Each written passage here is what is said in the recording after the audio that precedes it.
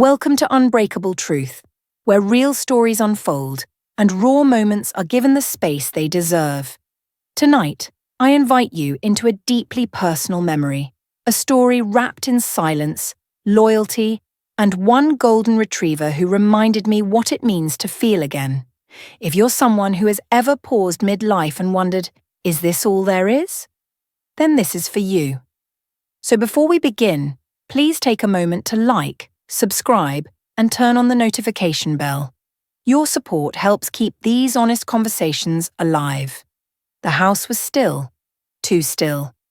Not the kind of stillness that calms the soul, but the kind that reminds you just how empty the rooms have become.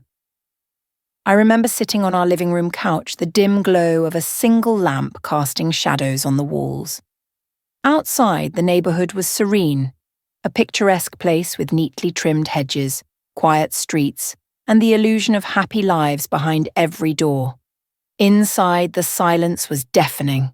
My husband was on yet another business trip, a pattern that had slowly carved itself into our routine. He chased deadlines, promotions, and global meetings. I stayed behind, in the beautiful home his career had paid for, surrounded by things but lacking connection.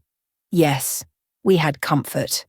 A reliable income, a home that looked straight out of a magazine, weekend brunches when schedules allowed. But in the soft corners of my heart, something had begun to wither, something invisible and unspoken. That evening, as I stared blankly at the TV screen, no longer watching, just letting sound fill the space, Rocky walked over, my golden retriever, my silent shadow, my quiet friend. Without a sound, he rested his head gently on my lap, his eyes calm, steady, wise in a way that almost felt human. I didn't say a word, neither did he. He didn't need to. In that unspoken moment, I felt something melt inside me. My hand reached instinctively for his fur, and as I ran my fingers through his soft coat, I realized how numb I'd become to real emotion. For weeks, maybe months, I'd been scrolling, cleaning, cooking, nodding through calls, smiling at brunches, but not truly feeling any of it.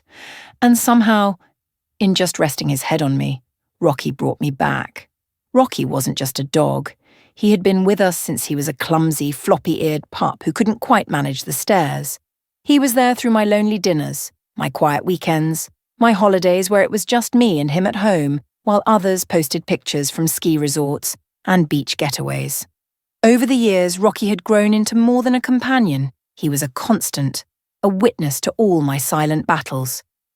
That night, I found myself whispering into the dim room, "What would I even do without you?" Rocky thumped his tail once in response, eyes still on mine as if to say, "You won't have to." That small, soft tail thump broke me. Not into sadness, but into presence.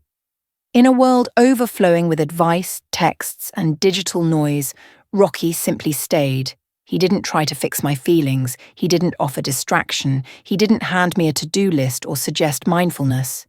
He just curled up closer. Later that night, I sat there, wine untouched, the TV still on, but utterly irrelevant.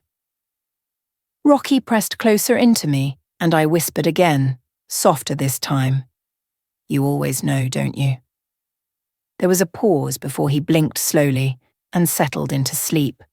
The next morning, something strange happened. Rocky returned from the backyard, his mouth gently holding an old leather-bound notebook. Its corners were weathered, its cover cracked. Intrigued, I opened it, and inside were scattered pages filled with fading ink, scribbled thoughts, old poetry fragments, diary entries maybe.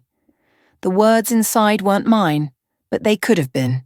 They spoke of emptiness cloaked in stability, of seeking purpose in the midst of having everything, regret laced in soft sentences, dreams buried under routine, and I remember holding it, hand trembling slightly, whispering to Rocky, "You always bring me back to what matters." That morning we walked to the park, a place we'd been countless times, but this time something felt different. The air was brisk, the sun gentle, laughter drifting from a nearby playground. I sat beneath a tree, watching Rocky sniff the grass nearby. And then, almost like a whisper to myself, I said, "I think I forgot how to live." Rocky's ears perked up instantly, as if he'd heard every syllable. I remembered something my husband had once joked years ago.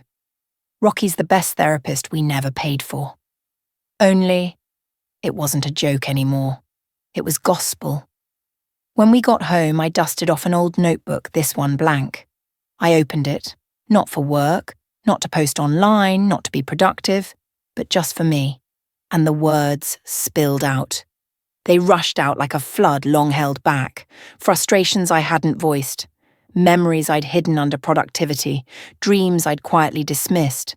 That evening, as I stirred dinner, I said something aloud. Not to Rocky, not to anyone really, but to myself.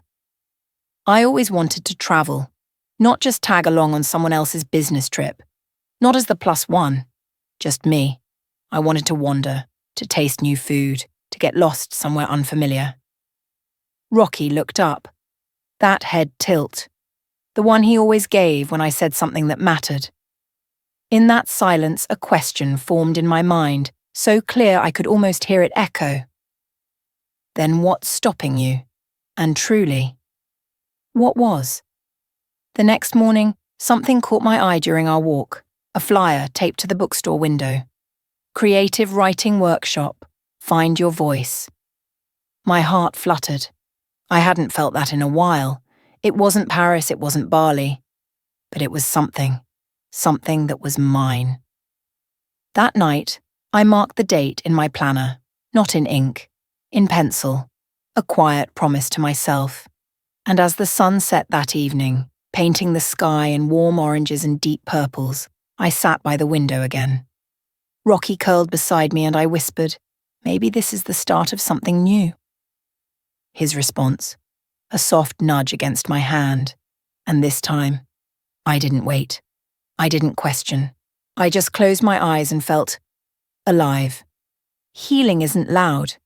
It doesn't announce itself with fanfare. Sometimes it looks like a golden retriever resting his head on your lap in a dimly lit room. Sometimes it comes in the form of a scribbled notebook you weren't meant to find. And sometimes it's as subtle as the sound of your own breath finally slowing down, not because you're tired, but because you've stopped running from your own life. We often look for transformation in big things, in job changes, relocations, dramatic breakups, or grand spiritual awakenings. But the truth? Sometimes the moment that changes everything comes wrapped in silence, and fur, and an old notebook.